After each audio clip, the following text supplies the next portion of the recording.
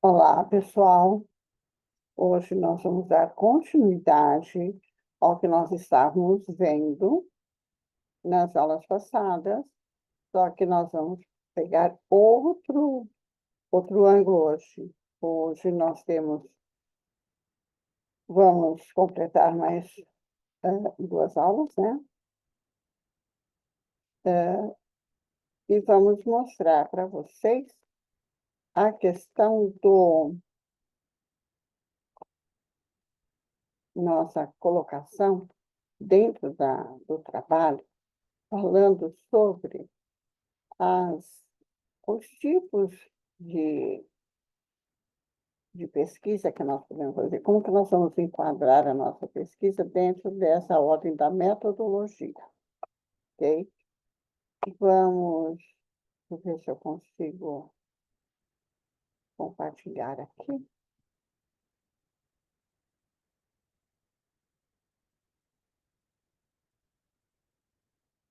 Vou compartilhar.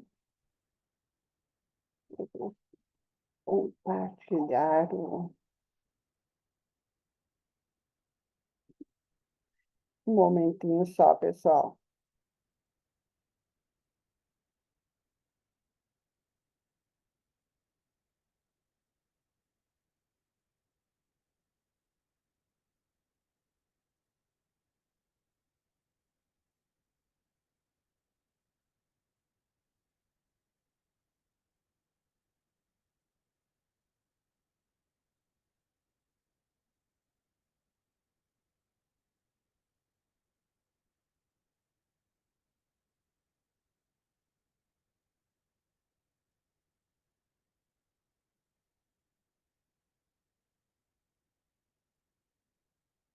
Tipos de pesquisa.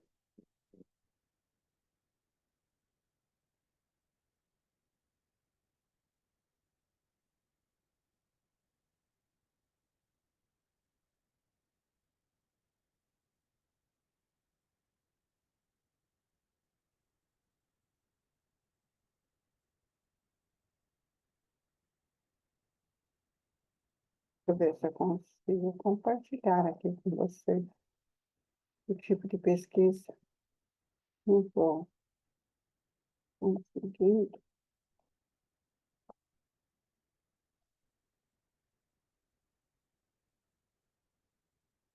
Isso. Agora eu consegui. Certo. Vamos, deixa eu abrir aqui a tela melhor. Tipos de pesquisa, certo?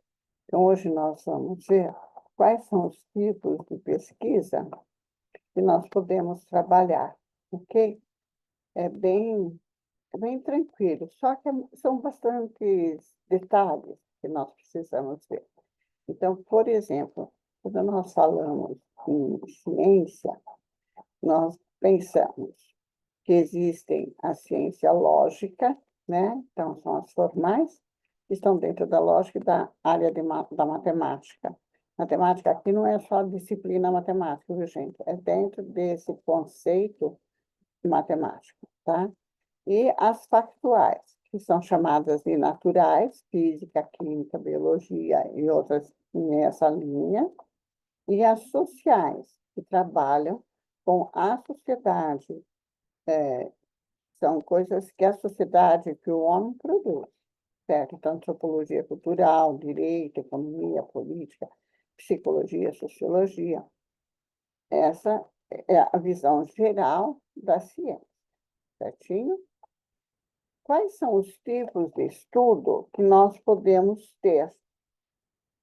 Nós podemos ter o estudo teórico, né? E o estudo teórico empírico. O teórico, simplesmente, fica no plano das ideias. Na discussão conceitual, então, vou discutir conceitos, princípios, no campo simplesmente intelectual. Então, qual que é o exemplo desse tipo de estudo? Analisar a evolução histórica dos conceitos de avaliação, treinamento, na literatura da área de gestão de pessoas, por exemplo. Se eu for fazer essa pesquisa, eu vou ficar só no estudo teórico, certo? O estudo empírico, teórico-empírico, faz parte do conceito teórico e busca aplicação prática daquilo que eu tenho em mente. Será que é possível? Não é? Como que funciona? Certo? Por exemplo, eu fazer uma pesquisa para analisar os processos de avaliação e treinamento de pessoal desenvolvidos por empresas e confecções no estado do Paraná. Então, veja, eu vou misturar o teórico, né, as fundamentações teóricas, com algo que eu tenho em mente, certo? Muito bem. E aí eu vou classificando o tipo de pesquisa que eu vou fazer, então. Aí eu tenho, quanto à origem, né? Quanto ao tipo de origem. Qual que é o tipo de origem que eu tenho para classificar a minha pesquisa? A minha pesquisa pode ser uma pesquisa básica. A básica, gente, ou uma pesquisa aplicada. O próprio nome, vocês vão perceber que é tranquilo, porque a básica é motivada pela curiosidade intelectual do pesquisador e situada, sobretudo, no nível da especulação e da descoberta da verdade, certo? Vindo de outros conhecimentos, sabendo de outros conhecimentos, mas nós precisamos tomar certos cuidados, certo? Mas nós estamos na básica, estamos lá pesquisando a base. Por exemplo, uma investigação para determinar a composição química de moléculas orgânicas. Veja, não existe nada, certo? Eu vou fazer uma investigação, vou pegar alguns conhecimentos já adquiridos, mas eu vou analisar item por item, vou fazer experiência, eu vou ter que buscar voluntários. Quer dizer, é uma série de evolução, certo? E a pesquisa aplicada? A pesquisa aplicada é mais ou menos aquilo que nós fazemos dentro do nosso campo tecnológico, certo? Por quê? Porque ela é motivada para resolver algum problema, um problema concreto. Só que eu não vou pegar da raiz, eu vou pegar já algo que já foi falado, que já foi discutido, certo? E eu quero uma finalidade prática.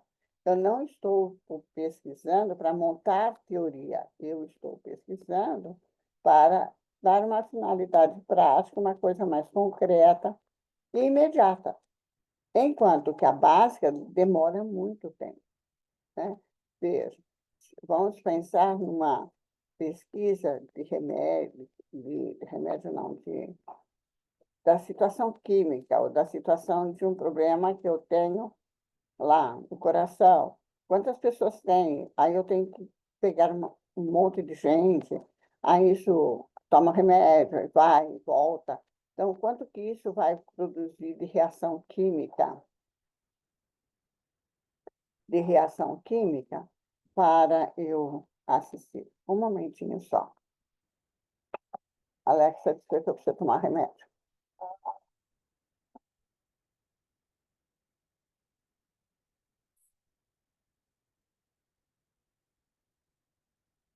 A pesquisa básica, certo? A pesquisa básica é chamada também de pesquisa pura ou pesquisa fundamental. Então, uma pesquisa científica voltada para melhorar teorias já existentes, certo? Ou não, porque muitas vezes começa a pesquisar algo que existe, mas aí se descobre outras coisas. Nós temos várias pesquisas básicas que começaram para pesquisar uma reação química ou aplicação de um remédio, e aí descobriu-se outra coisa, né? Por que que acontecia não sei o quê, e de repente descobriu-se outros fatores. Então, ela é utilizada também, então, para compreender os fenômenos naturais, né? Forças naturais. Ela se refere ao estudo destinado para aumentar o quê? A base de conhecimento científico. Então, é básica mesmo. Ela vai aumentar a base do conhecimento científico. Muitas vezes, esse tipo de pesquisa é simplesmente teórica. Outras vezes, não. Envolve a prática, envolve um grupo de pessoas que são tidas como cobaias, né? E teoria já existente ou não, ou parte do zero mesmo.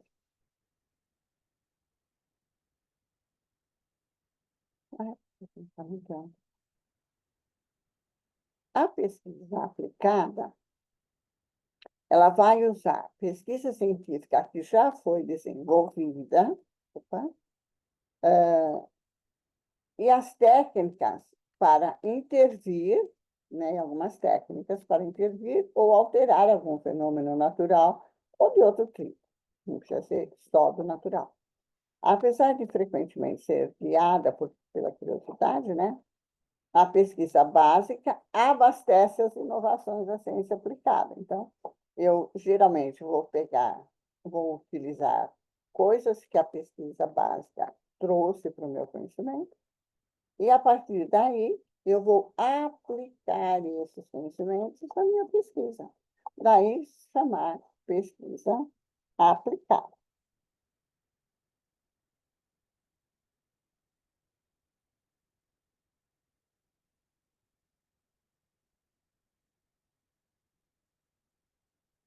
Muito bem? As duas abordagens são utilizadas, certo? Tanto para a pesquisa aplicada quanto para outra. A pesquisa aplicada ainda é um tipo de investigação que busca solucionar problemas práticos e aplicar os conhecimentos teóricos que a gente pegou, né, lá na base, que a gente traz para aplicar aqui na aplicada. Esse tipo de pesquisa, o objetivo dela é gerar resultados que possa ser utilizado de forma imediata e em diversas áreas. Por exemplo, na indústria, na saúde, na educação, se nós pegarmos no campo de estudo de vocês, no segmento de vocês, que é de TI, nós temos isso o tempo todo, né? Vejam que a inovação continua muito rápida e depois nós estamos estudando aquilo que já foi estudado. Só que nós estamos acrescentando coisas, que é o resultado da pesquisa aplicada. Então, eu vejo que já existe e vou aumentando, vou aplicando outros conceitos, outras informações, para ir acrescentando dados, acrescentando informações nesse novo momento da pesquisa. Então, eu vou utilizar conhecimentos teóricos para resolver os problemas reais, a interação entre pesquisadores e profissionais da área de interesse, a aplicação de métodos científicos, a preocupação de gerar resultados que possam ser implantados de forma imediata ou a médio prazo, certo? Para gerar impacto positivo na sociedade, evidentemente, que o povo quer saber. Exemplos de pesquisa aplicada. Estudos que buscam desenvolver novas tecnologias para a indústria, pesquisas na área da saúde que visam melhorar o tratamento de alguma doença. Então, isso aqui, ó, não é básica, ela é aplicada porque ela vai pegar o que já existe de conhecimento, de teorias, vai aplicar no que já existe também, para ver se consegue um resultado diferente, né? Vai modificando as variáveis para ver se consegue algo diferente. as investigações educacionais é bastante aplicada. É sempre em cima de algo que já existe, e aí vai fazer a pesquisa, e a pesquisa chama-se pesquisa aplicada. A análise de fluxo de caixa de um supermercado, por exemplo, desenvolvimento de novos medicamentos, tudo isso eu dou, é um tipo de pesquisa aplicada. Muito bem. Vamos para a próxima. Aí, então, nós já vimos ela é básica ou aplicada, certo? Agora, nós vamos olhar o tipo de pesquisa quanto ao método. Veja que, se nós formos colocar lá na nossa partezinha metodologia, eu vou falar método. Eu coloquei método, mas eu posso ampliar aqui, vou falar, tipo, esse trabalho, essa pesquisa será feita através de uma pesquisa aplicada, né? Não é básica, é aplicada, então não uso o termo a básica. Eu acho que eu vi outro dia um trabalho dizendo uma pesquisa é básica. Não, não é básica, é sempre aplicada, gente. Vocês estão sempre pesquisando a bibliografia, né? E lendo aquilo que já existe para produzir um texto novo. Então, ela sempre vai ser aplicada. E quanto ao método, como que ela pode ser classificada? O método aqui é mais amplo do que a gente está pensando, certo? O método nós vamos ter dois, o método dedutivo e o método indutivo. É fácil isso, muito bem simples. Método dedutivo. Eu tenho uma proposição maior, certo? Então, eu vou deduzir as coisas. Então, método dedutivo, eu vou classificar lá a minha pesquisa, que vai ser por método dedutivo. Quer dizer, eu vou pegar tudo que existe e vou chegar em algum pormenor, certo? Então, aqui tem um exemplo bem interessante, né? Um exemplo de com proposições, maior e menor, dentro que a gente usa na filosofia. Todo homem é mortal. Parece que ninguém discute isso, não é? Todo mundo morre, ninguém fica semente. Então, essa seria a proposição maior. O Pedro é homem. Podia ser Pedro, João, Joaquim, certo? É homem. Então, a proposição menor. Se todo homem é mortal e o Pedro é homem, veja, está aqui e aqui. Logo, quer dizer, eu deduzo que o Pedro também é mortal. Tá? Essa seria a conclusão. Então, o método dedutivo ele vai levar isso em consideração. Ele vai pegar o geral e para afunilar para chegar em algo específico. Então, você vai ler muito, vai justificar muita coisa para você tentar justificar um ponto que você escolheu para o seu estudo. Normalmente, a gente faz um método dedutivo.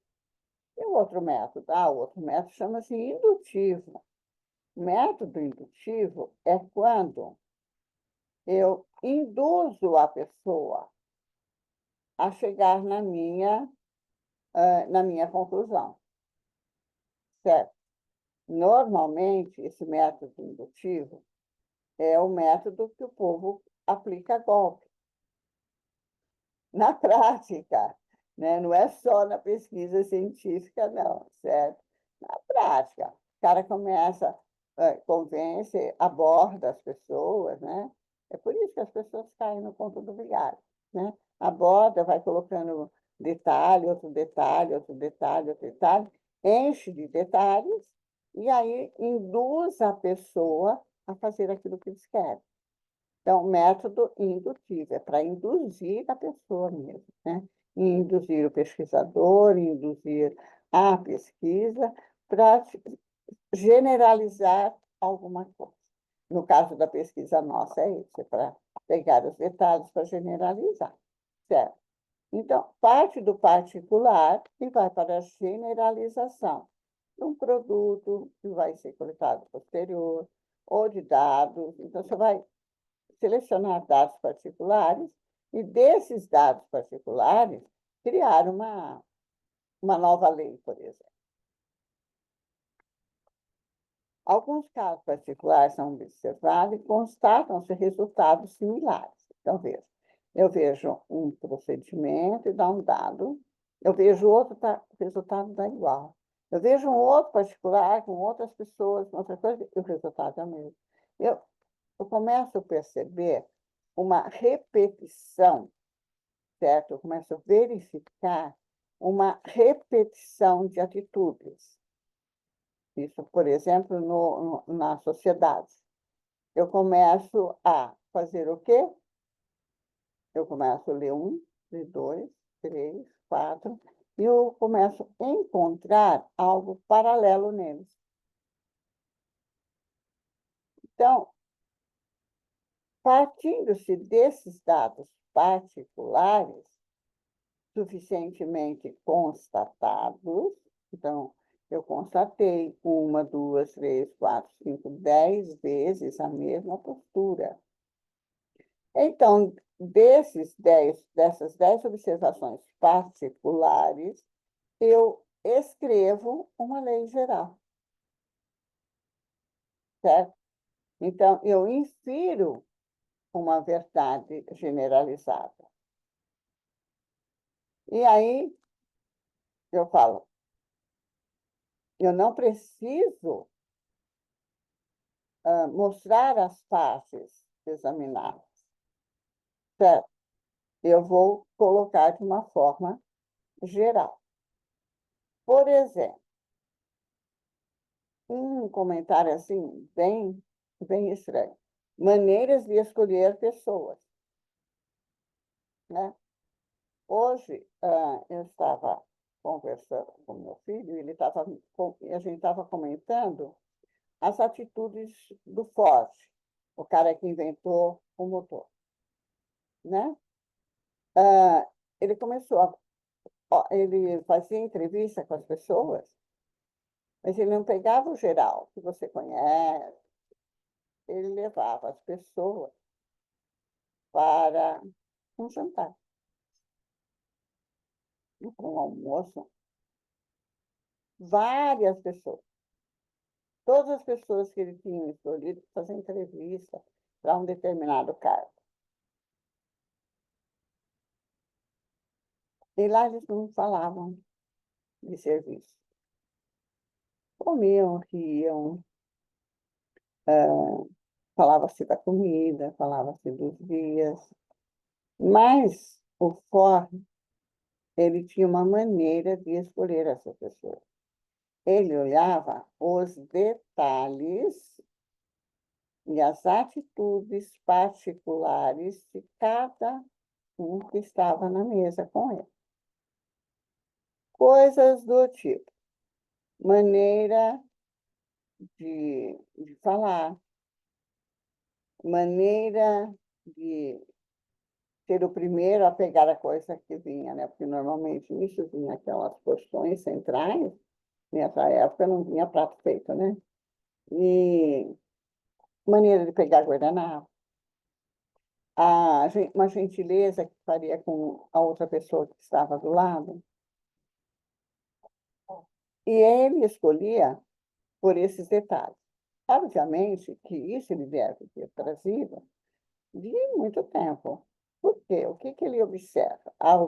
Como as pessoas vão tratar as outras. Qual é o detalhe que a pessoa observa? A pessoa é observadora e ela observa detalhes, e esses detalhes fazem a diferença. Então, ele tinha, sim, pessoas muito gabaritadas, mas não eram pessoas, eu acho isso tão atual, e porque é mais ou menos isso que as empresas procuram hoje. Pessoas com comunicação assertiva, pessoas que sejam educadas, pessoas que saibam respeitar os outros, pessoas que observam detalhes, que notam e que tomam uma atitude. Veja, é uma diferença muito grande. Isso é só para ilustrar, viu, gente? A questão do método. Então, cada um tem um método de escolha. E aí me ocorreu de fazer esse comentário sobre o método que o Ford, o Henrique Ford, escolhia seus funcionários. Certo? Veja, o método não é só na escrita, não. O método é em qualquer situação da vida. Certo?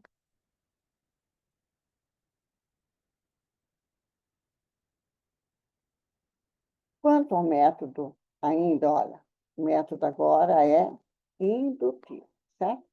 Antônio é mortal, Benedito é mortal, o Carlos é mortal, o Zósimo é mortal.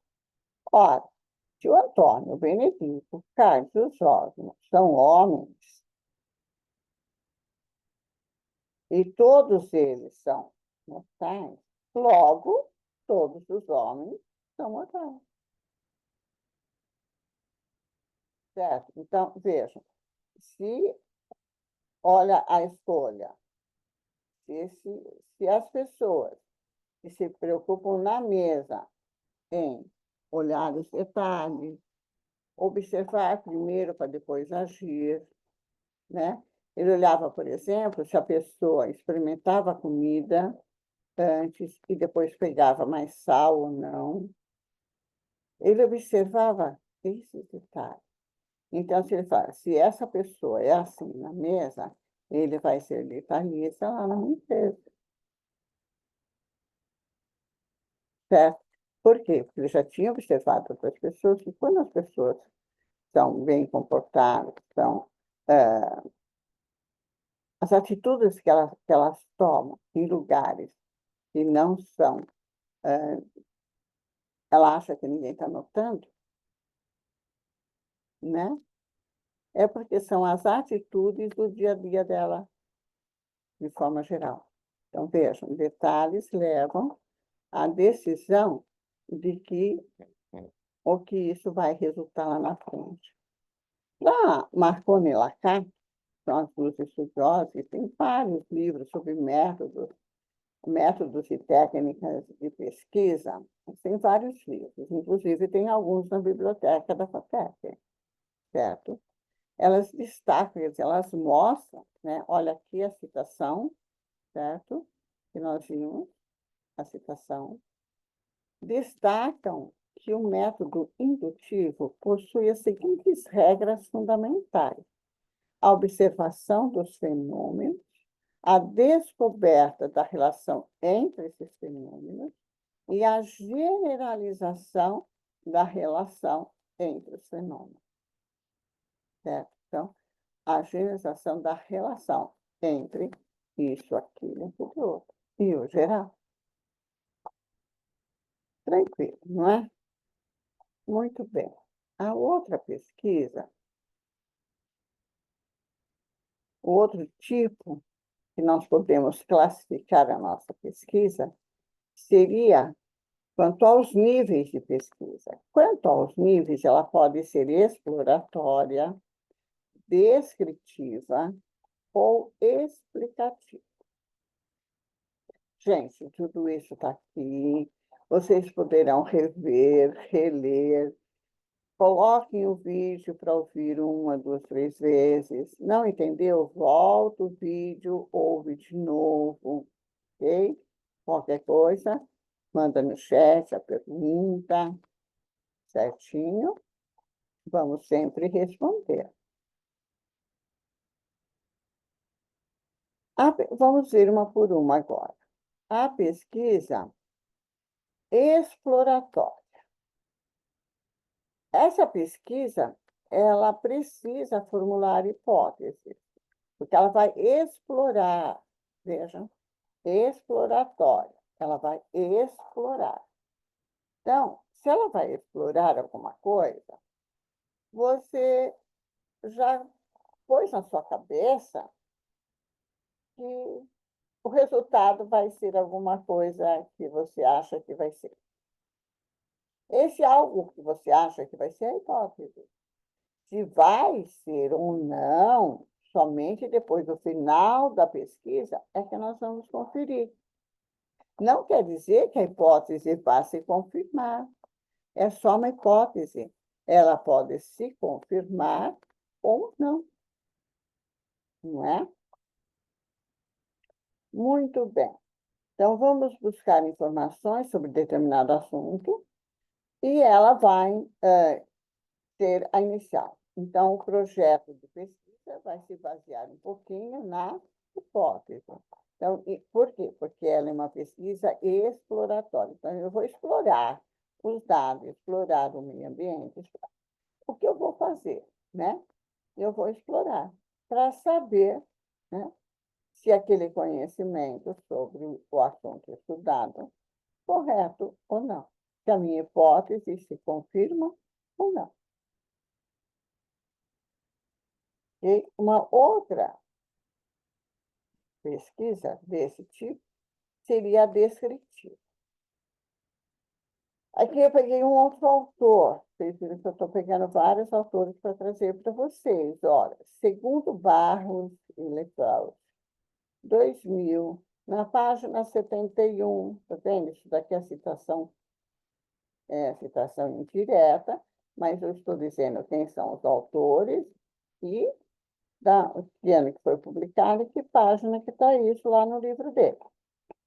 Deve estar lá no final. Por meio de pesquisas descritivas, procura-se descobrir com que frequência um fenômeno ocorre. Então, eu estou fazendo descritivo, estou descrevendo, né? Então, vou simplesmente descrever os fatos, os fenômenos. Ela pode assumir várias formas. Ela pode estudar e descrever características, propriedades, relações existentes na comunidade, num grupo, na realidade de uma cidade inteira, qualquer realidade que se apresente e que o pesquisador queira comprovar, pesquisar, se aprofundar nas informações. Certo? Então, eu vou descrever os fenômenos. E a terceira modalidade, nesse sentido, seria a pesquisa explicativa. Na pesquisa explicativa, o nome já está dizendo, eu estou preocupado em pegar, identificar, obviamente, né? Então, eu vou identificar, às vezes eu tenho descritiva explicativa. Por quê? Porque eu pesquisei, identifiquei o fenômeno, descrevo o fenômeno, só que daí eu quero explicar isso. Porque sim, porque não. Porque aconteceram isso, porque não aconteceram. Né? Então, eu vou explicar, o nome já está dizendo. Esse tipo de pesquisa, ela vai aprofundar muito mais o conhecimento, porque ela vai explicar a razão e o porquê que as coisas aconteceram daquele jeito, certo? Ou porquê a sociedade age daquela maneira sempre. É explicativo.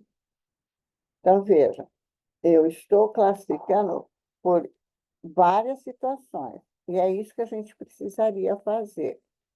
Não sei se vocês vão conseguir colocar isso agora já no projeto, certo? Na área da metodologia. Né? Então, é uma pesquisa explicativa, uma pesquisa exploratória. Normalmente é uma pesquisa exploratória, porque você ainda está explorando o ambiente. Depois, com maiores estudos, vocês podem modificar, inclusive. Então, ela vai explicar a razão das coisas. Bom,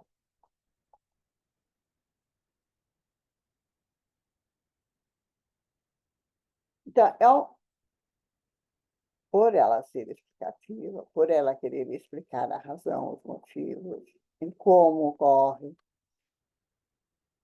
é mais delicado. E a gente pode, inclusive, incorrer em erros. Por quê, gente? Porque ela pode ter, eu posso pegar uma descritiva, né, e continuar para identificar fatores, fenômenos, que determinaram certos fenômenos. Por exemplo, vamos pensar numa pesquisa sobre o El Niño no Rio Grande, a influência do El Niño no Rio Grande do Sul. E aí nós vamos fazer uma descrição, uma descritiva, focando várias coisas. Por exemplo, focando a quantidade de rios, de água que cortam todo o Rio Grande do Sul. Demonstrando, por exemplo, a altitude dessas cidades todas, desse local. E vamos descrevendo várias coisas, vários tipos, certo? Casas muito próximas dos rios, ou até quase dentro dos rios.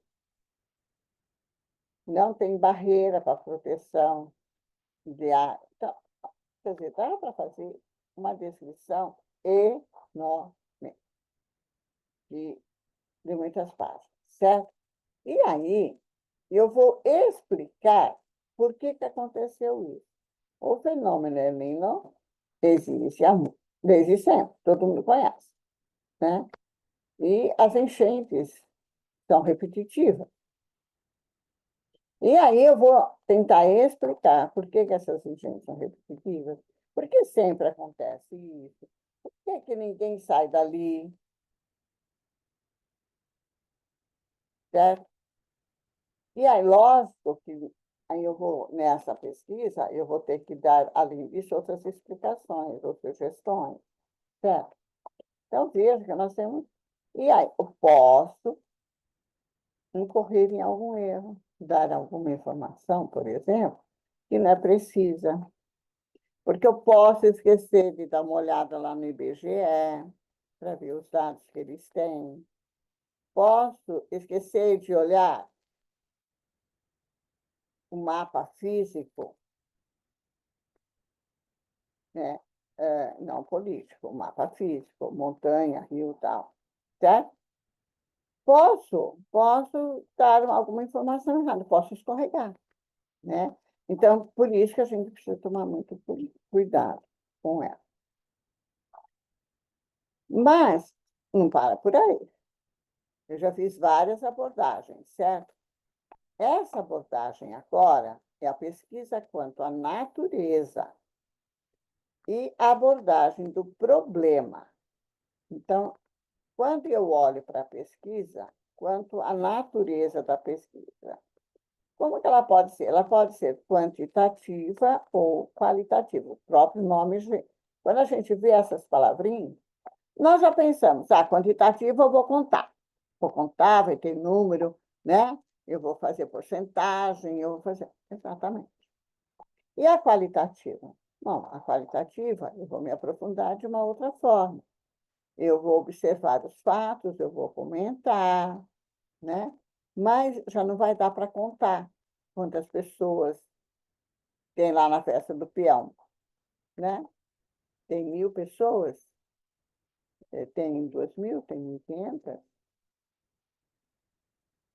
né? Já não dá para contar, né? Então, elas são qualitativas.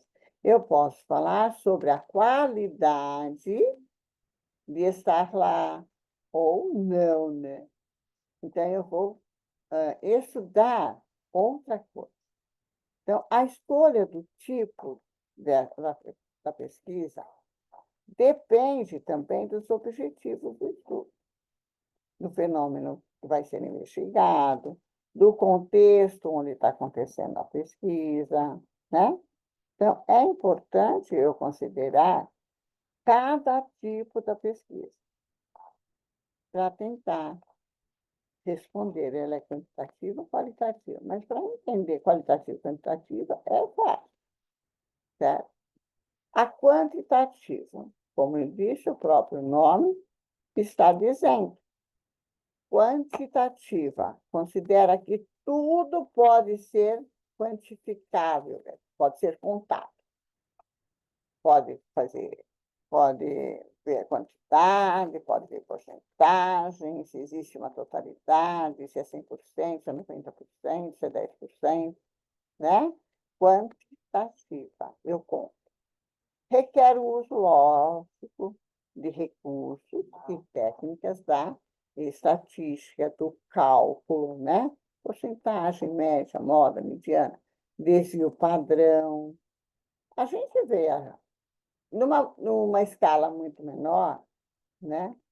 Nós vemos, por exemplo, e logo vai começar, né, gente? A questão da contagem, de aceitação, né? Então, faz uma entrevista perguntando sobre. A entrevista é técnica, viu, gente? Não é método, é a técnica.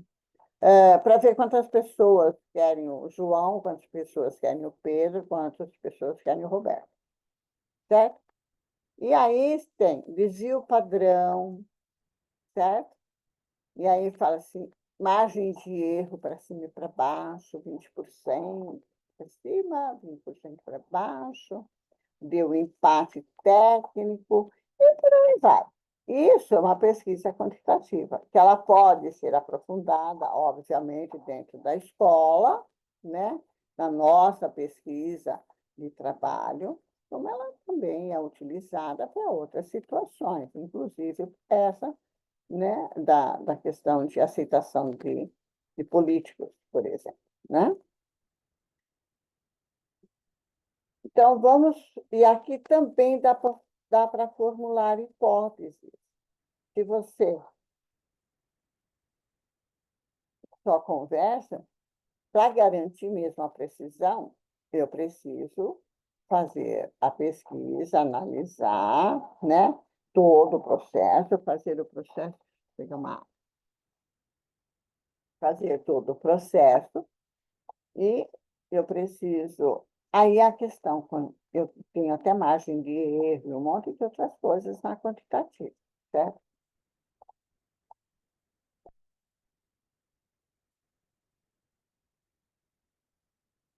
Muito bem. É,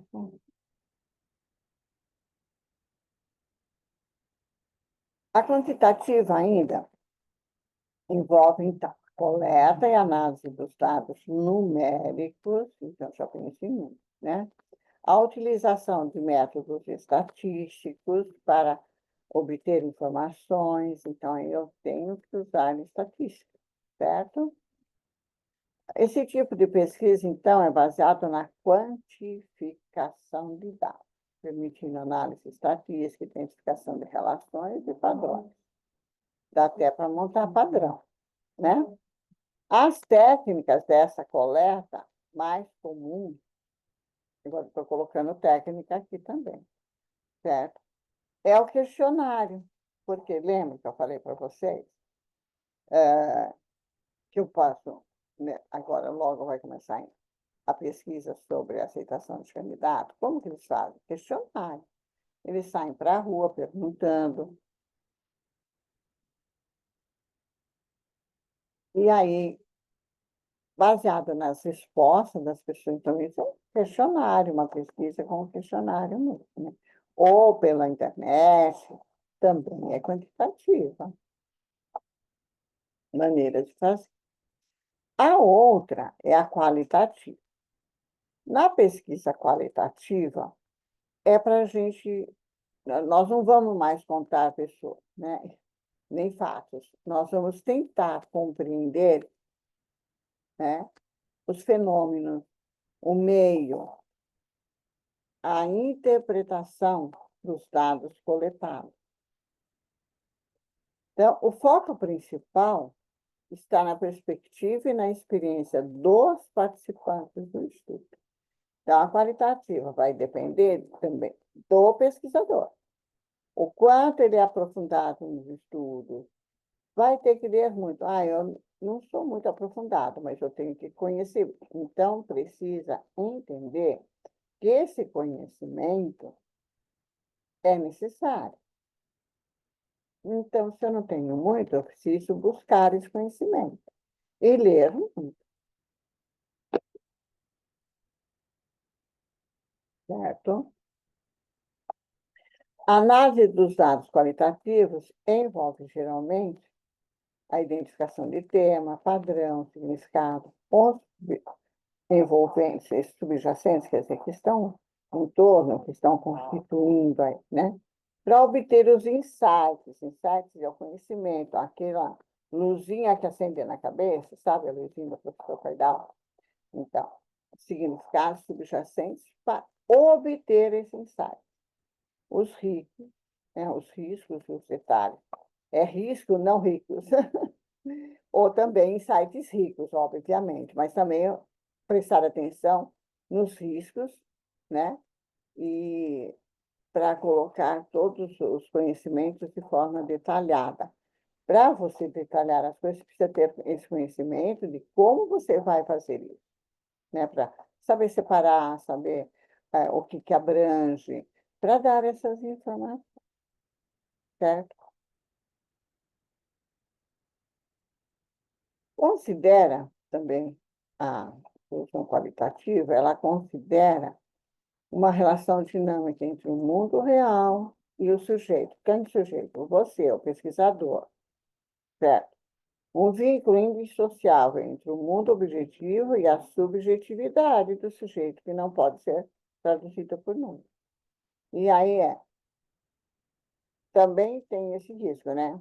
Porque você vai analisar as coisas também de modo subjetivo.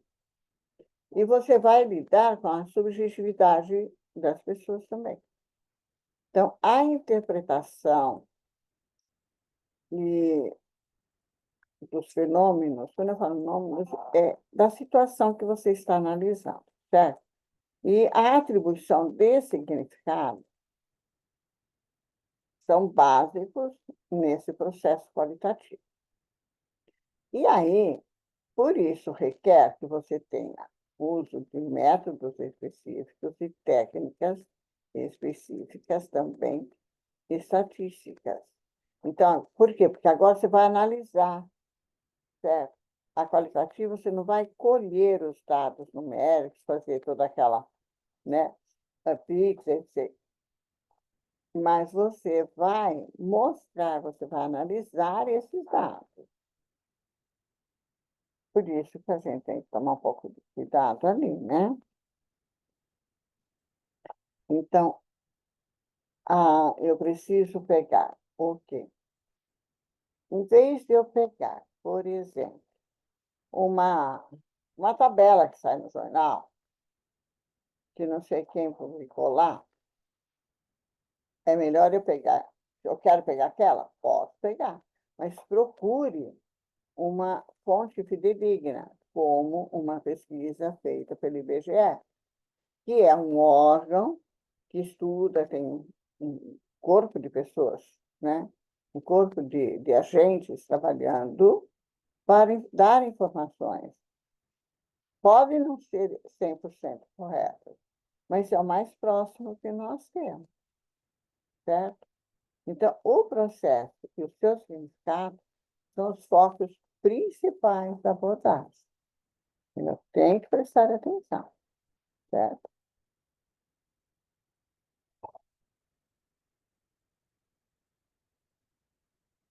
Ainda dentro da qualitativa, na abordagem, né, eu preciso observar a fonte direta dos dados.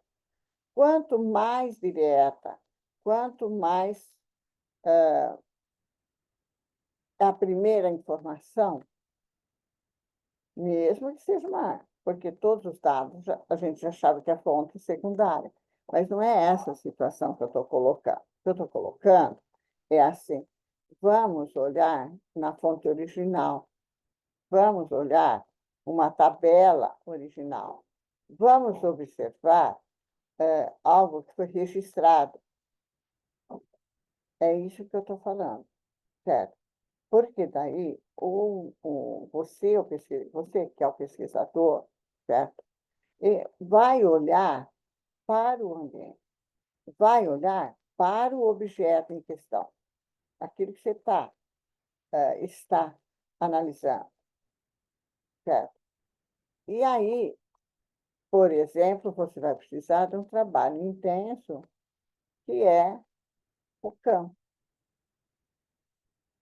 Então, você vai fazer uma pesquisa, onde é que tem essas coisas? Onde estão as informações originais, de preferência? A utilização desse tipo de abordagem é bem diferente da quantitativa, certo? Porque ela não vai utilizar os dados estatísticos, ela não vai produzir dados estatísticos, certo? E ela não vai analisar esses dados, ela não vai fazer levantamento das estatísticas, ela vai pegar o que está pronto e vai fazer a análise. Muito bem. Agora nós vamos começar a falar, gente, sobre como classificar as pesquisas com base nos procedimentos técnicos, certo?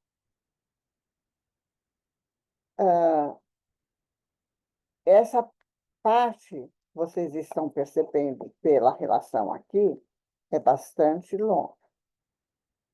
Então, se vocês quiserem fazer um intervalinho aqui, depois voltar, nós já passamos uma aula, né? Então, se vocês quiserem dar uma paradinha, e trava aqui, depois vocês voltam, porque essa segunda parte é bem longa. Porque agora nós vamos pensar nos procedimentos. Então, agora nós vamos classificar a pesquisa quanto aos procedimentos técnicos. Não é só a técnica, mas os procedimentos, certo? O primeiro procedimento é a pesquisa bibliográfica, que vocês não têm segredo nenhum, porque vocês, inclusive, já estão trabalhando com a pesquisa bibliográfica para produzir os textos até agora que vocês vão concluir, certo? Com a pesquisa, a fundamentação teórica, vocês utilizaram pesquisa bibliográfica, como a questão do histórico do assunto que você está pesquisando, né? Também vocês fizeram a pesquisa bibliográfica, certo? Então, vejo que nós temos várias aqui, né? Então, vamos para cada uma. São 10, certo, pessoal? A pesquisa bibliográfica, então, é desenvolvida a partir, obviamente, de coisa que já foi publicada, né? Livro, artigo, dissertações, teses, mas também podemos, dependendo do nosso assunto, jornais, né, revistas especializadas. Os artigos, normalmente, estão dentro das revistas especializadas, né? Ela pode ser realizada independentemente, como vocês já fizeram. Ou então, elas vão ser mais aprofundadas, né? A pesquisa vai ser mais aprofundada, numa pesquisa descritiva, numa pesquisa experimental, ou qualquer outro tipo. Por quê, gente? Porque a base de tudo é esse primeiro passo, é a pesquisa bibliográfica em cima do assunto de meu interesse, né?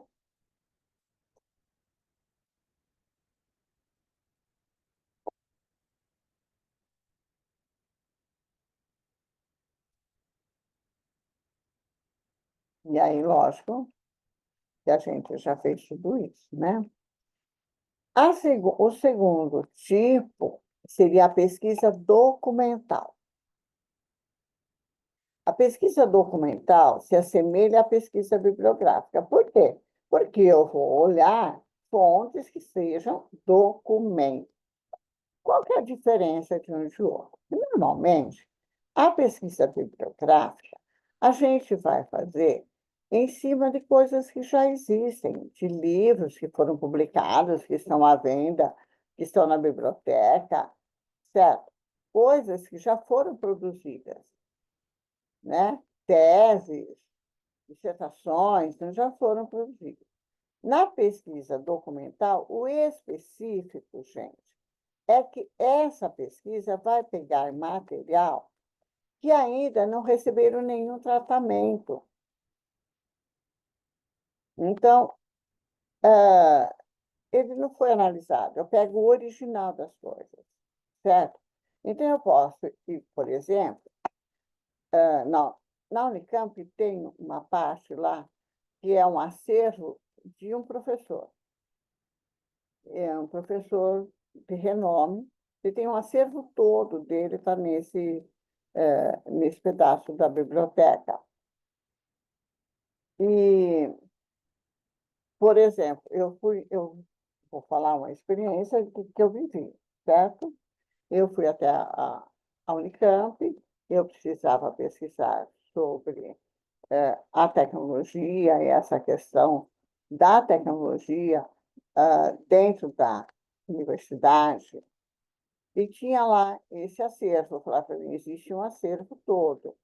Para entrar nesse acervo, eu precisava sempre agendar, para ter alguém que acompanhasse, que olhasse. Por quê? Porque eu ia pegar documentos originais dessa pessoa. Então, eu tinha que usar luvas e usar máscara. É protegido do sol, é uma série de coisas. A temperatura ambiente é uma temperatura X, para não deteriorar os papéis, a documentação que tem lá. Certo? Tem algumas coisas que foram digitalizadas, e aí você pesquisa numa máquina lá que você vai. Então, jornal, coisas que saíram no jornal, que você queira pesquisar. E quando você vai pegar qualquer obra, tem que ser com luvas, para que a transpiração da mão não estrague o que está lá. Então, são esses cuidados. Por quê? Porque eu estou lidando com documentos originais. Então, a preparação de aula, a preparação de pesquisa, a montagem de questionário, a montagem de coisas que ele fez para dar aula, para encontrar e discutir, foram todas escritas ou à mão ou à máquina de escrever. Não existia digitalização, era digitação. Digitar, não, né? Escrever à máquina, certo? Então, eram esses papéis que eu tinha em mão. Então, são papéis originais. A pessoa fez, tinha todo esse acervo e está lá guardado, certo? Então, há, de um lado, né, esses documentos de primeira mão, que não receberam nenhum tratamento analítico, e outros documentos de segunda mão, que, de alguma forma, foram analisados. Então, por exemplo, eu posso pegar também, e é documental, porque eu estou pegando o relatório da pesquisa. Então, vamos supor, eu tenha feito tudo isso, certo? E eu fiz tudo isso, muita coisa eu escrevi, eu copiei as coisas que olhando e copiando no meu caderno, para fazer o relatório depois para apresentar, ok? Então, por exemplo, o meu caderno é em cima daquilo que ele fez. Então, o meu caderno, com aquelas anotações, já é um documento de segunda mão. Não é aquele original, mas é algo que eu fiz em cima dos originais. Então, os relatórios que são apresentados também são isso. Os relatórios das empresas, por exemplo, a empresa vai lá, faz pesquisa, vamos supor, você vai numa empresa para analisar alguns dados. E aí, você chega lá, a pessoa fala assim, olha, nós temos alguns relatórios de consultoria, se você quiser dar uma olhada. Os relatórios de consultoria são esses tais aqui da segunda mão. Então, eu digo que isso é uma pesquisa documental. Então, isso vocês precisariam colocar lá. Que tipo de pesquisa é o seu? Pesquisa bibliográfica? Pesquisa documental? Olha, só pode ser documental nesses dois tipos, senão ela é bibliográfica. Então, a maioria de vocês estão utilizando tanto o método da pesquisa bibliográfica quanto a técnica da pesquisa bibliográfica. certo? Ou todo mundo usou pela primeira vez, né? Começou fazendo assim. A pesquisa documental, então, é uma investigação em cima de documento com o objetivo de escrever. O que eu faço com isso? Eu posso descrever simplesmente. Eu posso comparar costumes. Por exemplo, se eu pegar alguma coisa que foi original e tal, algum lugar que está falando sobre os costumes das pessoas de uma cidade. E eu estou comparando com os costumes de uma outra cidade. Ou de uma época, né? 1900 e 2000, né? 100 anos de diferença.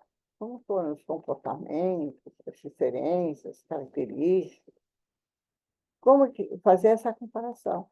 Mas baseado em quê? Como que eu vou basear a minha coisa? Onde que vai estar as minhas comprovações? Na documentação, né? Que vai ser original ou de segunda mão. Mas de segunda mão, essa que está mais próximo do documental, certo? Que teve algum tratamento. A maioria das pesquisas realizadas com base em material impresso pode ser classificada como bibliográfica, lembra que eu falei? Porque tudo que a gente faz é a bibliográfica primeiro, que se vale de outras documentações, estão em número mais restrito, né? Uma coisa mais original. Porque, por exemplo, eu fiz um relatório, eu analisei o relatório. O relatório é um documento da empresa. Alguém fez, já é um documento secundário, porque ela pesquisou o original e já escreveu. Certo? Ela é um documento da empresa, então eu posso classificar como documental. Certo? Mas tem outras fontes, gente. Correspondência pessoal, documentos de cartográfico, sabe, de carta de navegação. Aliás, tem várias cartas de navegação que estão sendo analisadas. Inclusive, parece que eles estão tentando calcular o tamanho do mar de antigamente, e daí essa afirmação doida aí, né, deve ser com base em algumas cartas que estejam de navegação, que estão falando que o Oceano Atlântico está diminuindo, tem umas coisas assim. Então, vejam, são pesquisas de dados, e aí eles pegam esses documentos para fazer a pesquisa, né? Também posso, no cartório, pegar documento que esteja no cartório. Também, eu posso ir na igreja, porque antigamente o registro das pessoas não era no cartório, não. Era na igreja. Era a certidão de batismo. E a pessoa não tinha registro de cartório. Né? Então, vejam, são coisas que a gente... Epitáfios. Epitáfio é legal.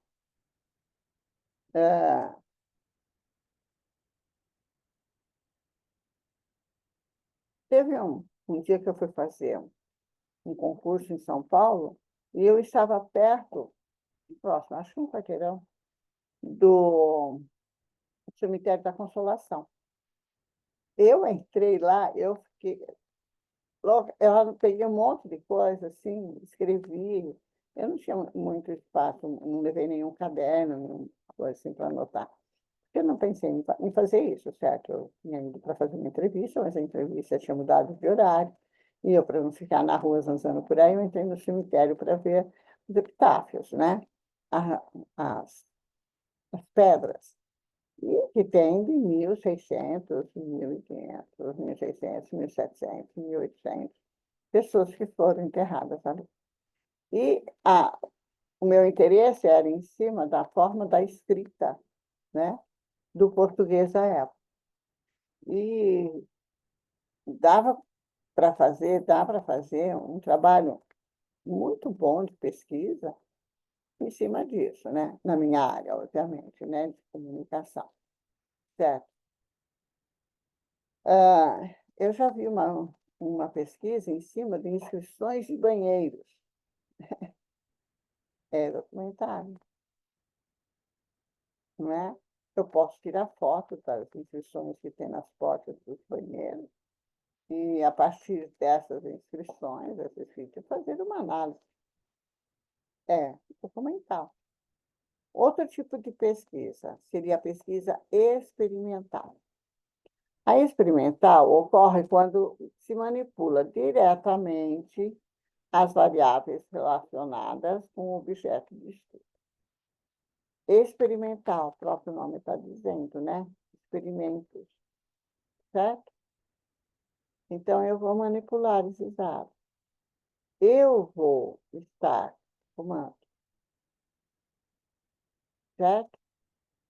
Eu vou selecionar as variáveis que vão ser, e vou selecionar aquela que vai ficar de fora, quem vai ficar de fora, quem vai ficar, qual é o grupo, né? Eu posso pegar, vamos supor que eu vou pegar a reação de um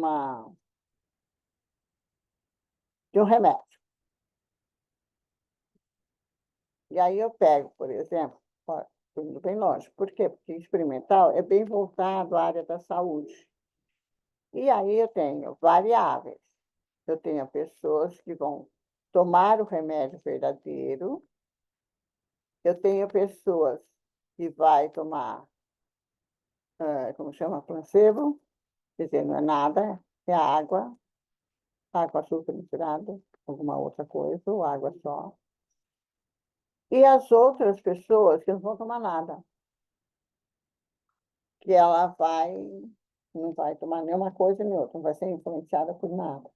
Então, eu vou manipular quem é quem. Eles não sabem, mas eu sei quem está tomando, quem não está, porque eu tenho um registro de tudo isso. Então, isso é fator, né? Então, eu vou pesquisar, certo? Vou descrever. Então, vamos pensar. Z é o fenômeno que está sendo estudado, em condição não experimentais, que apresenta perante os fatores A, B, C e D. Na primeira prova, consiste em controlar esses fatores, anulando uma influência, para observar o que ocorre com o restante. Né? Dentro da pesquisa experimental ainda, nós temos manipulação, né? Esse é um problema que pode dar, porque mesmo que eu esteja manipulando, eu posso manipular de forma correta, mas eu também posso me envolver com alguma situação. Então, o pesquisador precisa fazer alguma coisa para manipular ao menos uma das características e de forma consciente.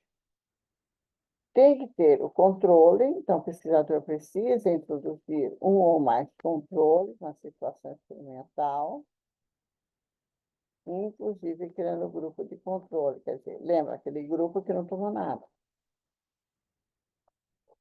Nós temos a distribuição aleatória, que os grupos experimentais e de controle devem ser feita aleatoriamente. Então, eu não vou colocar todo mundo, eu sei. Não, acho que esse está melhor, então eu vou pôr no controle. Não, ele tem que ser feito de forma bem aleatória para o negócio funcionar. Senão, não funciona. O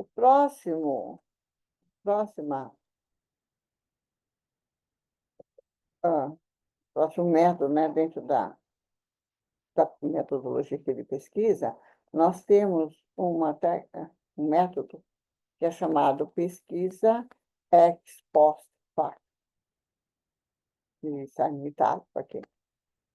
A tradução literal é a partir do fato passado.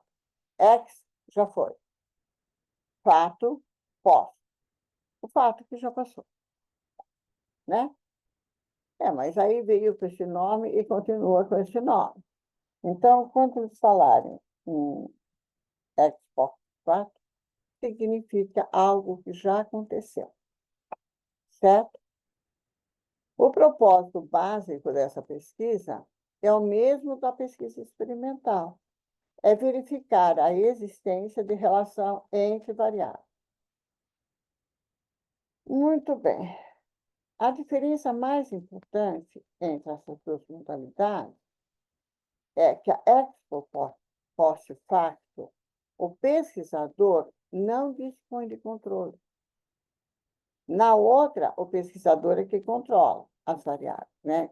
Quem vai tomar o placebo, quem não vai tomar e quem vai tomar o verdadeiro, né?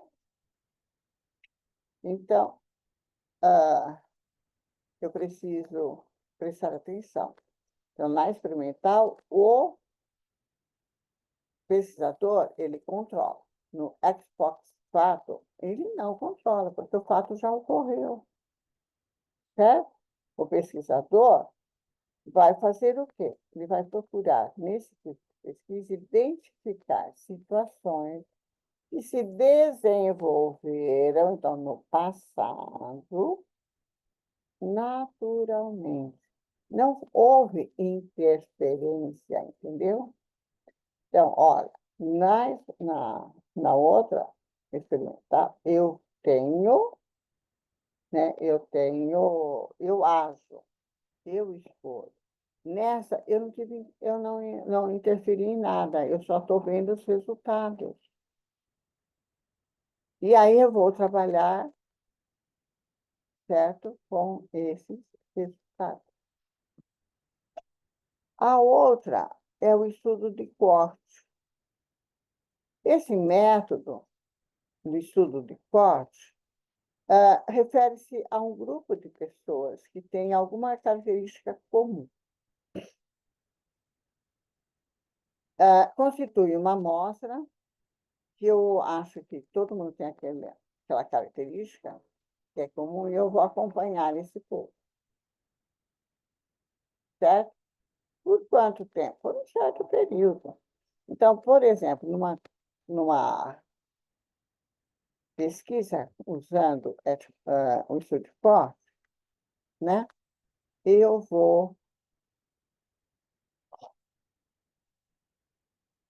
vou colocar, eu preciso colocar lá, né?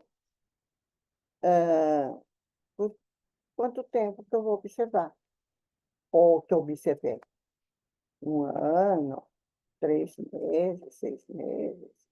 Mas eu tenho que escolher um prazo que me dê sustentação na hora de falar, né? Porque, por exemplo, não é porque você observou 15 minutos, né? Porque aí a pesquisa vai ficar não muito dona da verdade. Então, podem ser prospectivas, contemporâneas, né? Esse estudo, ou retrospectivas, históricas. Só que eu fecho, então eu corto aqui, aqui. Eu só vou analisar o que está dentro desse espaço. Que veio antes me interessa e depois não vai interessar.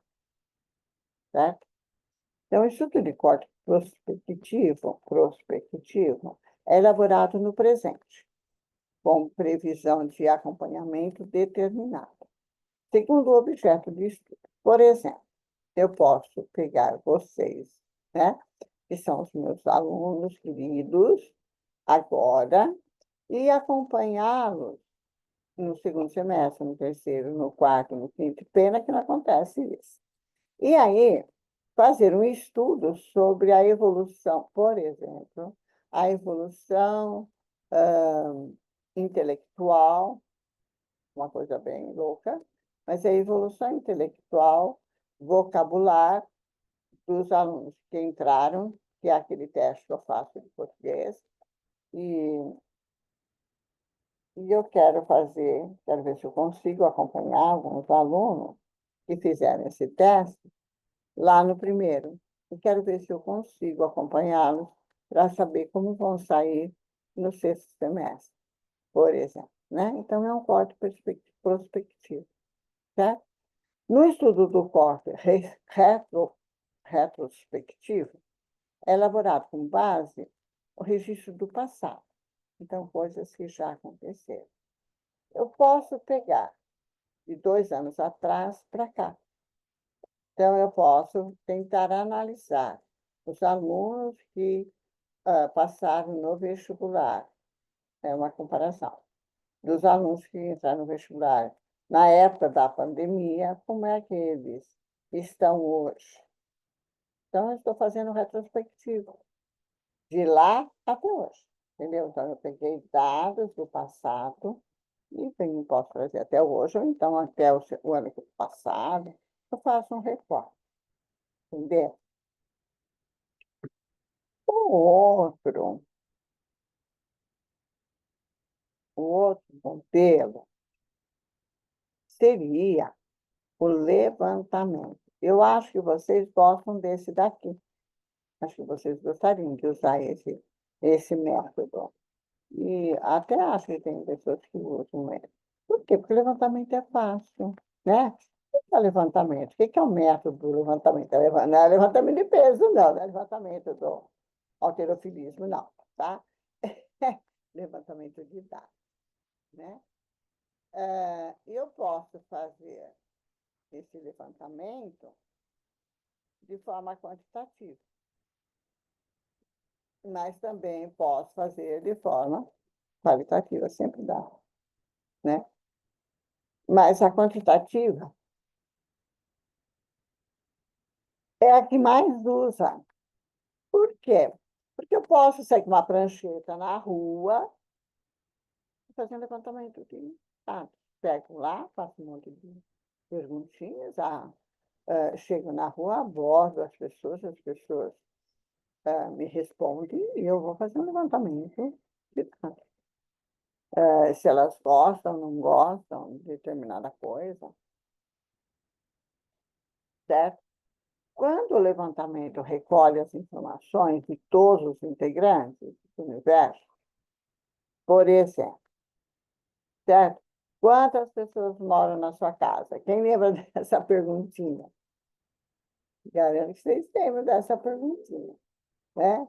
O IBGE vem fazendo isso faz tempo, né? Então, quando aborda todo mundo, é mais difícil, não é fácil.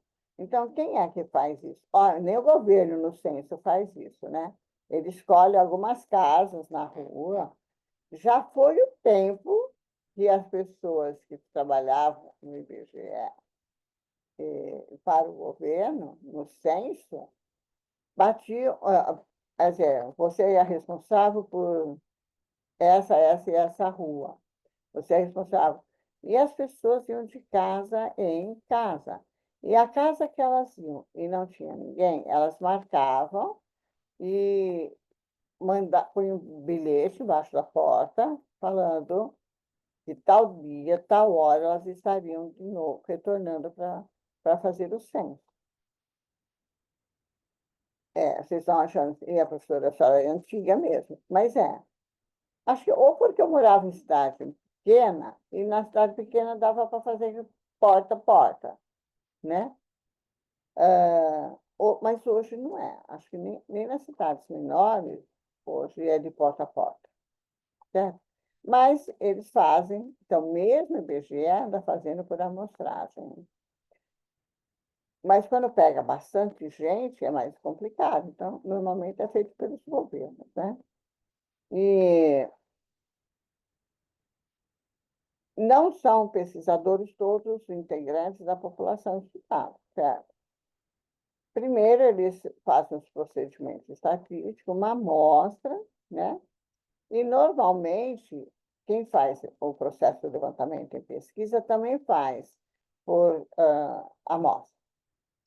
O problema só é que a amostra precisa ser bem forte, certo? A amostra precisa ser uma amostra digna de falar, certo? Então, dependendo do assunto que você vai fazer o levantamento, a amostra precisa ser de 100, 200 pessoas, no mínimo, para ter certo valor, certo? Porque a totalidade não dá mesmo. Mas o levantamento pode ser feito não só de porta em porta, né, no centro, mas ele pode ser feito através de digital, por exemplo. Eu tenho recebido, de vez em quando eu recebo, umas, uns questionários, ó, o levantamento é feito por questionário, né? Um questionário falando, eu estou fazendo o meu trabalho de TCC e preciso da sua ajuda. Por favor, responda o meu questionário. E aí tem lá a idade, se você gosta não sei do quê, se você compra não sei o que lá.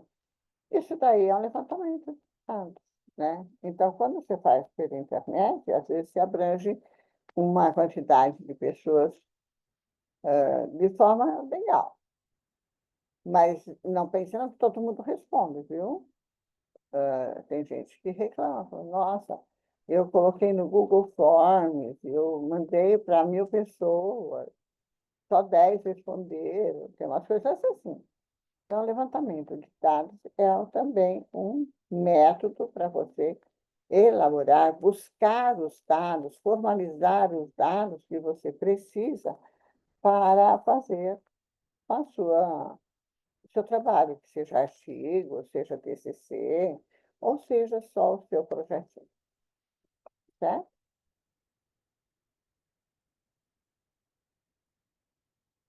Ainda no levantamento, olha, as principais vantagens de fazer o levantamento, né?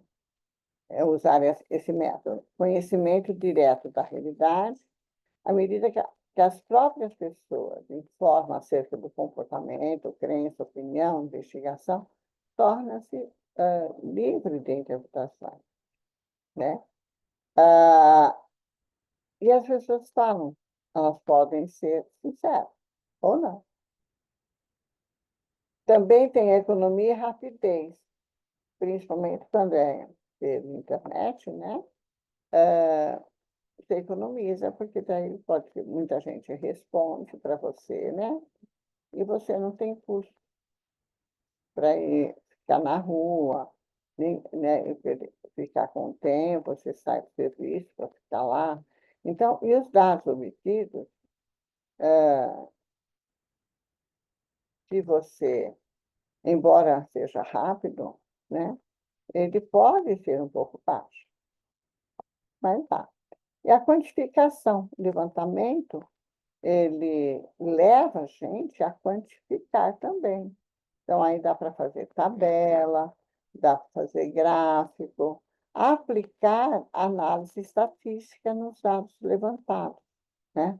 Então, quem quer fazer uma, uma pesquisa com eu quero saber quantas pessoas usam o Windows e quantas usam o Linux. Eu posso lançar isso, ou ir para a rua perguntar, ou mandar no WhatsApp, ou fazer um Google Forms.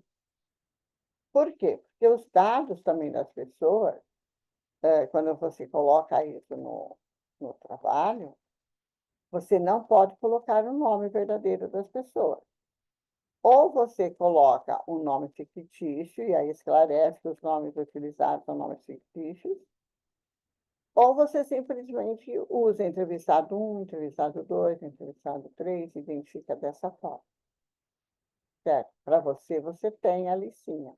Quem é o entrevistado 1, 2 ou 3, mas você não vai publicar. Certo? Então, eu tenho alguma medida para fazer, né? Ainda dentro do levantamento, ou seja, tem coisas que a gente precisa tomar um pouco mais de cuidado. Principais limitações, quer dizer, coisas que podem atrapalhar. ênfase nos aspectos perceptivos, né? Então, eu faço um levantamento de dados, eu reúno todos esses dados, né? Mas existem alguns recursos, né, que as pessoas podem distorcer. As pessoas podem dar, você perguntar uma coisa e a pessoa responder outra. Como fazer isso, tá? Tem como dar um jeitinho? jeitinho brasileiro. Então, é possível, né, que alguém possa omitir uma pergunta, ou a pessoa não quer responder, e aí você dá essa opção. E você joga isso também como pesquisa. Então, dá para dar uma equilibrada. Só que eu também posso incorrer em algum problema com a profundidade do estudo. Eu posso não ser muito profundo. Então, são dois probleminhas. Gente, mas todos eles têm. Qual é a questão? A questão é você confiar no que você está fazendo. E naquilo que você estiver fazendo, ser o mais honesto possível. Se deu certo, deu certo. Se não deu certo, olha, a pesquisa foi feita, foi isso, mas encontramos esse problema, esse problema, esse problema. E o que nós temos para trazer de uma amostra leve seria, né, por amostragem, isso. E aí você analisa os dados que você colheu. Porque, obviamente, lá no final você vai ter que analisar esses dados, né? Não é só pesquisa, mas eu vou ter que analisar depois. E a outra parte que vem lá no final, que vocês ainda não vão fazer, tá? Só na hora que vocês estiverem fazendo o seu trabalho, TCC ou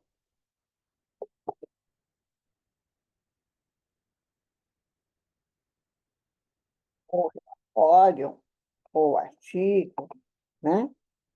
Só nesse momento, tá? Outras limitações. Ó, limitada a apreensão do processo de mudança. Então, o levantamento, de modo geral, proporciona uma visão estática do fenômeno estudado. Então, parar. Ela oferece uma espécie de fotografia de determinado problema. Então, ela vai mostrar determinado problema, certo? Mas não mostra as tendências, variações, certo? Muitas informações importantes têm sido obtidas mediante esses procedimentos, mas sobre o nível de renda, desemprego, por exemplo, a gente consegue, né, ver, mas tem limitação, tá? Tem limitação.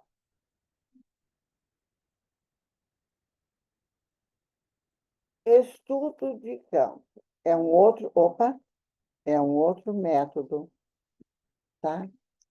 Estudo de campo. O que é o estudo de campo? Não é ir no campo de futebol.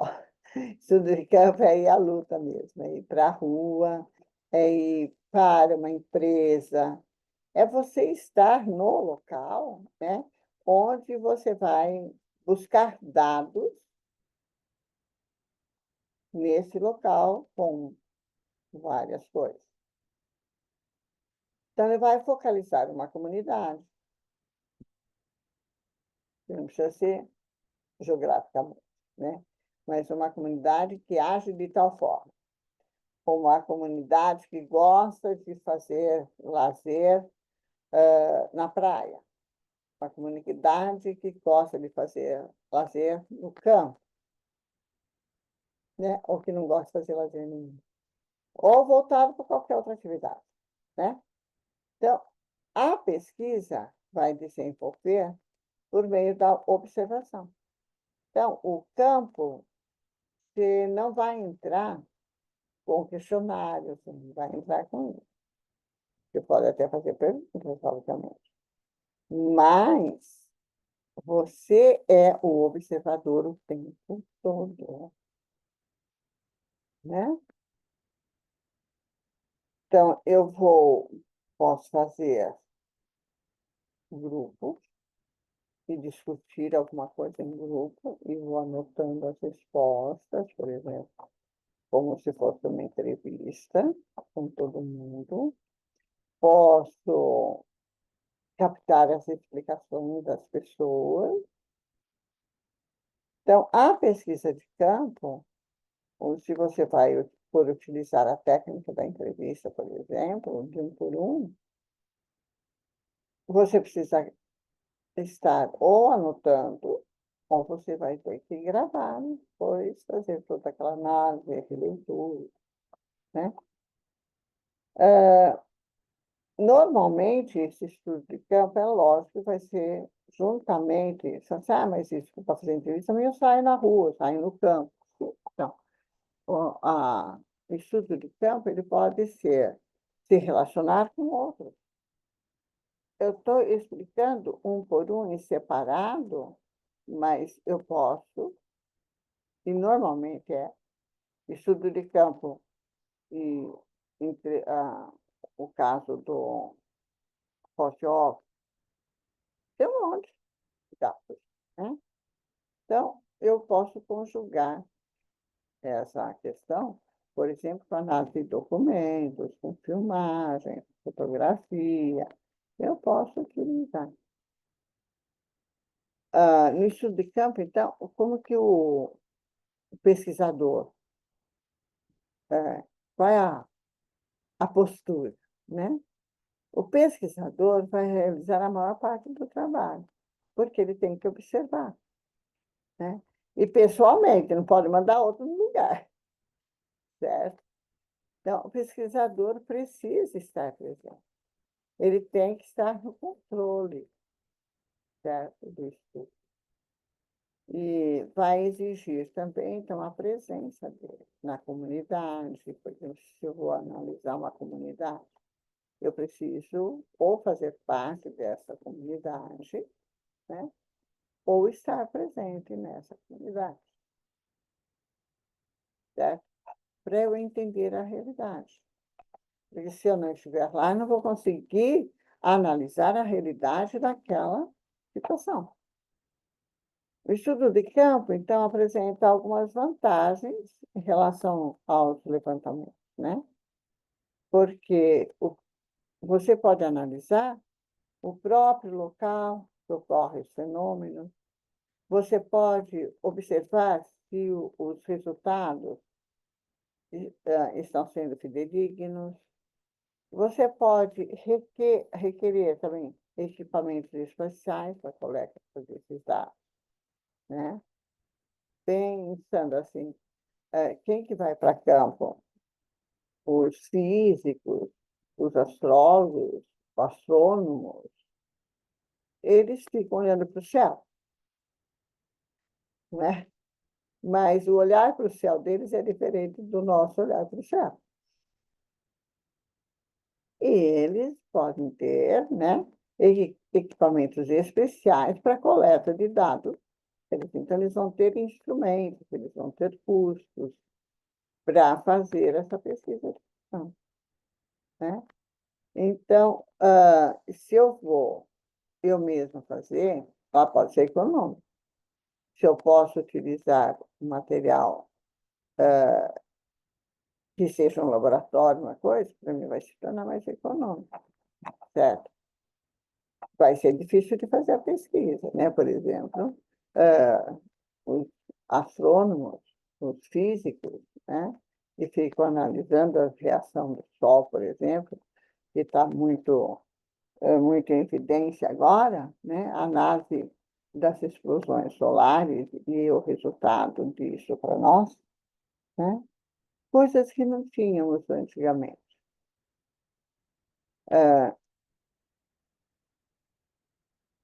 Nos primórdios, nós vemos registros dizendo que os índios adoravam o sol, né?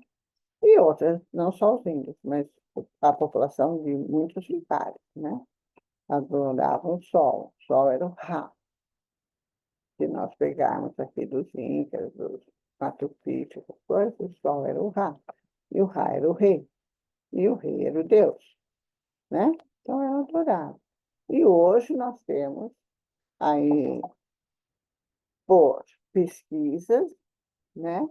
E pessoas estudiosas que desenvolveram as suas pesquisas na área da física e que criaram objetos estão lá em cima, não tripulados, né? Objetos que estão fotografando, que estão monitorando todo o movimento solar, coisa que antigamente nem se pensava nisso. E isso é pesquisa de campo também. Eles estão pegando os dados, né, a observação. Veja, o tempo todo o aparelho lá, né, os aparelhos que estão lá estão monitorando. Então, elas estão fazendo o quê? Eles estão acompanhando, estão observando 24 horas por dia as reações. E baseado nessas coisas, os cientistas estão utilizando esse olhar, utilizando o aparelho para contribuir com dados fidedignos, né? Eles, pelo menos eles querem comprovar que o que eles estão vendo é o que está acontecendo. E aí, o pesquisador, então, ele precisa também, né, de ter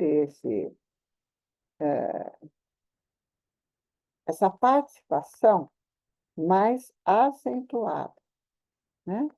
Eles precisam estar ali de maneira a contribuir com tudo aquilo ali. H, é estudo de caso. Parecido. Ai, professora, mas não é parecido com o outro, né? O outro é estudo de campo. Isso, o estudo de caso parece, mas não é. Porque o estudo de caso, eu vou pegar um caso, uma situação, e vou analisar este caso profundamente, exaustivamente, para pegar todos os detalhes desse caso, porque esse único caso é o meu estudo. Eu vou mostrar para a comunidade científica a análise que eu fiz de um caso específico. Então, por exemplo, vamos pegar lá. Eu posso pegar uma dessas situações que estão sendo expostas com a relação à explosão do Sol, e o cientista, vamos pensar no cientista, olha, né? O cientista pega um caso desse e ele vai analisar, tintim por tintim, por que ocorreram aquelas coisas. Ele vai buscar livros, ele vai buscar outros conhecimentos, ele vai discutir. Veja, ele pegou um casinho, um momento, 10 segundos de uma situação e ele vai estudar o caso. Então, é uma tarefa bem cansativa, certo? Ele pode ser quantitativo, não, ele vai ser qualitativo. Professora, e para nós, dentro de SI, eu posso pegar um caso, segurança da informação, por exemplo, né? Na segurança da informação, ele pode pegar um caso, e nós temos vários casos. Vamos pegar um que já virou até, todo mundo sabe, que é o caso que virou até lei, né, com o nome da pessoa. Então, houve um estudo de caso, porque para eles formularem uma lei, para eles aceitarem e tal, lógico, esse caso da Hickman, né? Não, da Carolina Dickman, é a outra, Carolina Dickman, foi bem estudado, né? Então, imagine quantos dados foram levantados nesse estudo de caso, para depois resultar numa lei, certo? Então, veja, houve uma pesquisa, lógico que houve, né? Houve uma pesquisa, houve prova, houve várias coisas, para chegar, então, em estudo de caso, eu vou especificar, eu vou espizinhar, eu vou me aprofundar no caso, certo? Por quê? É difícil realizar, mas fica muito bonito, né? E não tem muitos casos para a gente analisar.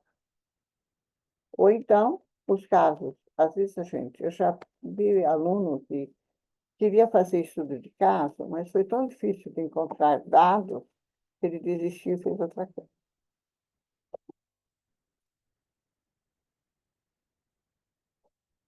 Não estou querendo desanimar ninguém. Eu só estou dizendo que se você escolher fazer o estudo de caso, pense que você tem que dedicar muito tempo para realizar o seu trabalho. Por quê? Porque você pode pesquisar um monte de coisa e não conseguir também fechar. Então, eu tenho isso, tenho isso, tenho isso, mas na hora, então eu tenho um monte de retalho de informação e não conseguir unir isso, para depois fazer uma análise do caso, entendeu? Então, é legal? É, mas é difícil. E aí eu tenho esse caso que se chama pesquisa-ação, ou pesquisação. É uma pesquisa com ação junta. Por quê? A pesquisação, tanto os participantes da pesquisa quanto o pesquisador estão envolvidos. Normalmente, onde que tem essa pesquisa? Na escola. Vamos supor que eu queira, né, fazer uma pesquisa com vocês, e vocês nem sabem. E aí eu estou pesquisando, mas eu estou com vocês o tempo todo, trabalhando. Vocês nem sabem que eu estou fazendo uma pesquisa com os resultados, com as conversas, com a situação que vocês colocam. Então, o participante, né? Então, eu participo da pesquisa também. Pesquisa-ação. Tem a pesquisa participando também, que nós vamos ver daqui a pouco. Mas a pesquisação também é assim. Tanto os pesquisadores quanto os participantes estão envolvidos. Olha, até coloquei aqui um verdinho para vocês. De que modo? De modo cooperativo. Olha, eu vou mandar uma tarefa para vocês e eu quero saber o quanto de dificuldade vocês têm. Por exemplo, eu mandei que vocês fizessem aquelas, ah, aquele questionário lá de português para entender, e daí eu fiz um gráfico para entender qual era a maior dificuldade que os alunos que chegavam até o curso de logística, quais eram as dificuldades dentro da parte gramatical, praticamente, né? Então, no que vocês responderam, tinha problema de ortografia, problema de erros muito graves, tinha a questão aham, das concordâncias, nominal e verbal, regência nominal e verbal, ah, e escrita mesmo, né? A parte da ortografia. E aí eu fiz um levantamento. Então, eu fiz um levantamento, eu fiz uma análise rápida. Daria para fazer um artigo rápido, não dá para escrever muita coisa. Como que daria para escrever muita coisa? Se aí a hora que vocês chegarem no terceiro semestre, eu faço de novo, mas eu não vou estar com vocês. No sexto semestre, eu faço de novo, e aí eu faço uma análise de como foi a evolução de vocês. Então, vejam, vocês participaram, e eu também estive ali, eu também participei desse momento. Então, eu estou fazendo uma pesquisação, né? Eu estou pesquisando ao mesmo tempo que eu estou participando, estou envolvida, né, com os participantes, porque eu estou tentando ensinar, estou tentando explicar e ajudar ao aluno, não de forma sistemática, mas de forma assistemática, a melhorar o vocabulário, a concordância nominal, a concordância verbal. Então, aquelas correçõezinhas que eu falo, nós foi, não, nós fomos, né? Então, eu já estou tentando corrigir vocês para que futuramente vocês não digam mais nós foi. mas sim nós somos, certo? Então, o quanto que essas contribuições minhas e dos outros professores e dos colegas, né, que também são os participantes, influenciaram durante 1 ano, 2 anos, 3 anos. Vejam. Então, eu estou dando exemplo assim, certo?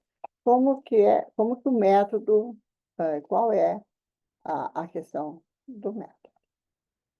E aí nós temos a pesquisa participante, que é meio parecido com aquela que eu falei agora de pó, né? E assim como a pesquisação, a pesquisa participante também, né, eu tenho que estar presente, porque se eu estou participando, eu tenho que estar presente, né? Então, pela interação entre os pesquisadores e os membros da situação que está sendo investigada, certo? Então, envolve também. A pesquisa participante, então, envolve a distinção entre ciência popular e ciência dominante.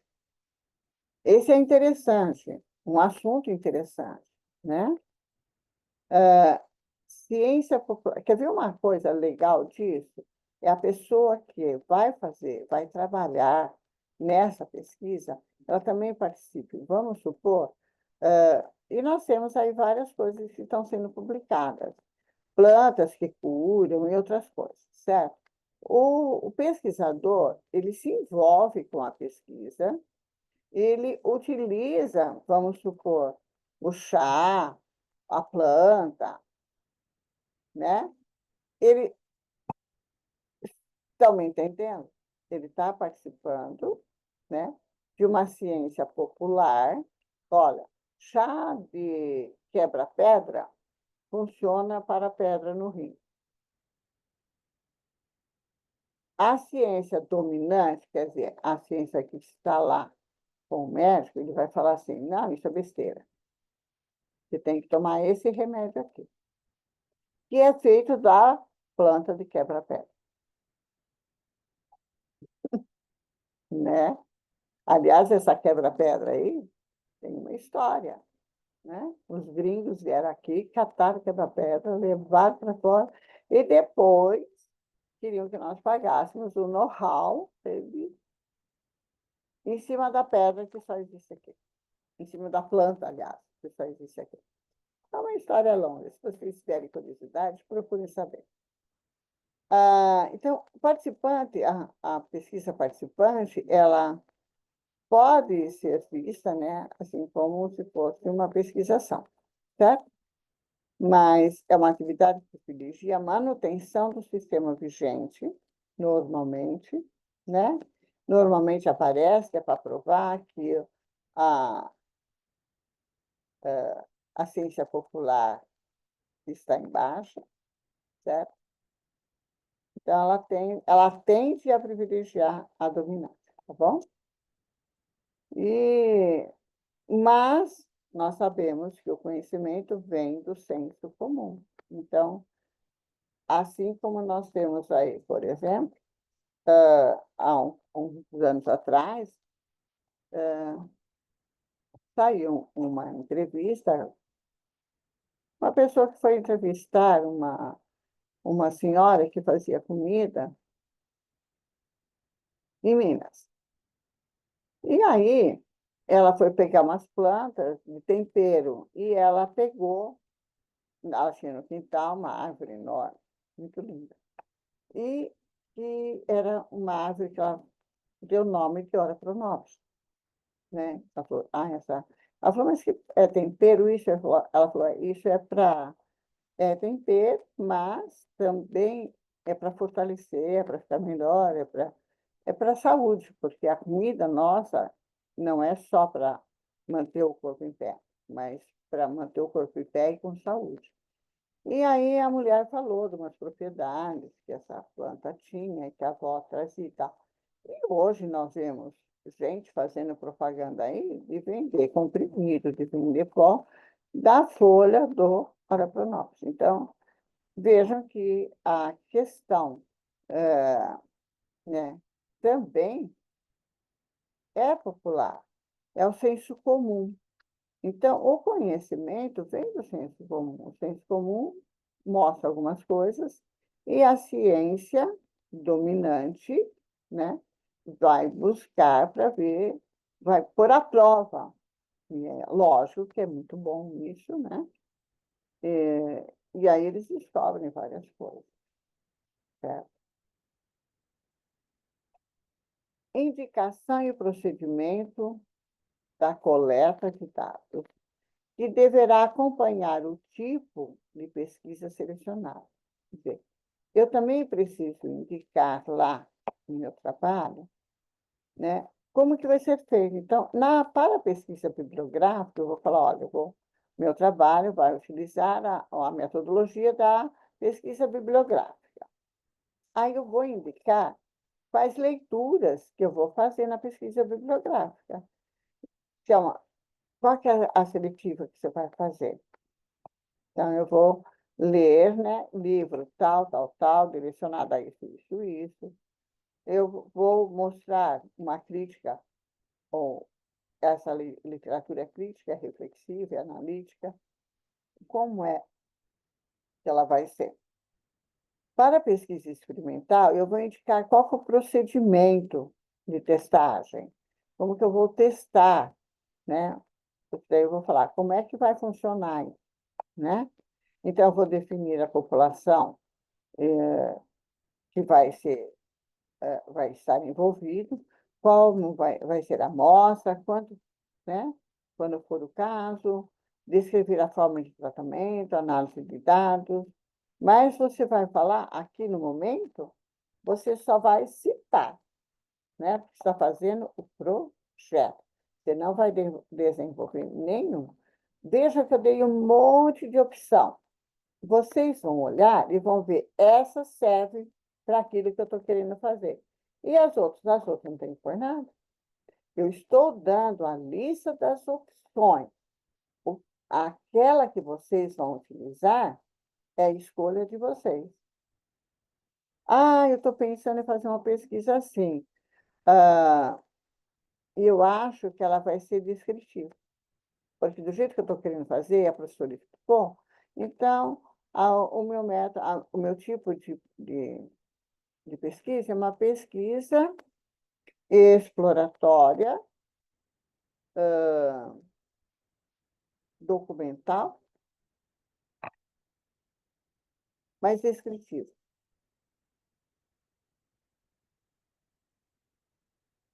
Eu vou descrever alguma coisa. Certo? Então, eu trouxe vários.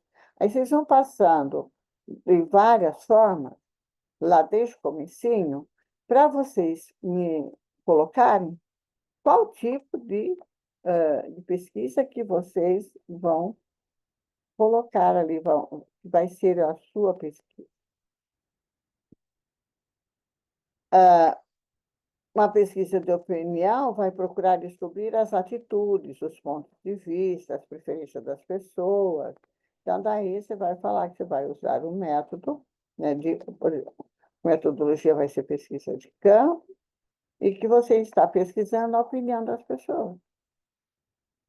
Para indicar o quê? Falha, erro, descrever o procedimento, vai descobrir tendência, o que você vai fazer? Certo? Então, vejam que está bem simples a situação. Ou a sua pesquisa é motivacional, tem o propósito de descobrir as razões, os inconscientes, ocultos, que levam, por exemplo, uma pessoa a consumir determinado produto, ou que influenciam no comportamento e atitude. Então, isso são vocês que decidem, certo? Aqui tem algumas indicações, e aí eu esqueci de colocar os dois que eu citei lá, é que, tá vendo, a professora também, às vezes, pisa na bola. Mas é que eu fiquei preocupada de onde que eu tinha tirado todas essas informações, né? Mas da Lacatos também eu tirei direto dela, então, e eu esqueci de pôr aqui. Precisava diminuir o tamanho. Eu queria pôr uma coisa só. E é isso, pessoal. Então, eu sei que essa aula demorou bastante, certo? Ela demorou praticamente 3 aulas, né? Mas eu vou dar um tempinho, vou encerrar aqui, mas vai ter mais um vídeo falando ainda sobre a questão agora das técnicas, em cima do que eu vou dar. Eu vou encerrar esse vídeo e depois eu vou colocar o outro falando só sobre um pouquinho assim, uma relembrança do método, mas falando dos tipos de técnicas. Como é que eu vou fazer mesmo a situação? Tem algumas coisas que eu já comentei aqui com vocês. Então, o outro vai ser um pouco mais rápido, certo? Até lá e estejam todos bem.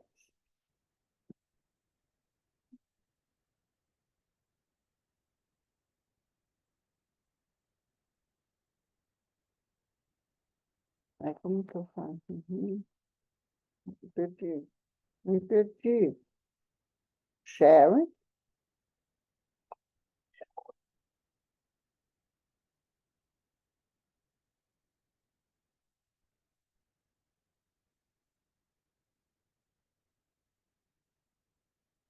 Eu quero encerrar o core. Como que eu faço para encerrar aqui?